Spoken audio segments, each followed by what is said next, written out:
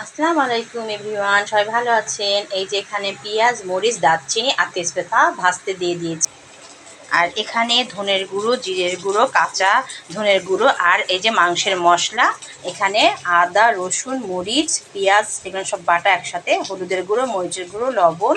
আর এখানে আমি আলু ভেজে রেখেছি। আর এখানে আমার 3টা মুরগির দানা ভরা কলিজা আর এই যে গলার অংশ, এটা ভালো করে কেটে পরিষ্কার করে ধুয়ে রেখেছি।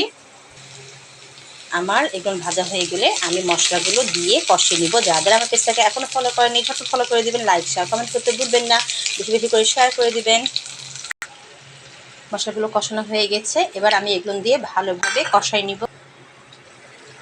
এই যে আমার মাংসগুলো কষানো হয়ে গেছে, এবার আলুগুলো দিয়ে ভালো করে কষিয়ে নিব। বাচ্চারা আলু পছন্দ করে, এই জন্য আলু দিতে হয়। যে ভালো করে কষিয়ে পানি দিয়ে রান্না করব। এই যে আমার রান্না হয়ে গেছে। নামানোর আগ দিয়ে আমি একটু ভাজা মশলার গুঁড়া আর একটু চিনি দিয়ে ছিটিয়ে ফুটিয়ে নিয়েছি। সবাই ভালো থাকবেন, আল্লাহ হাফেজ।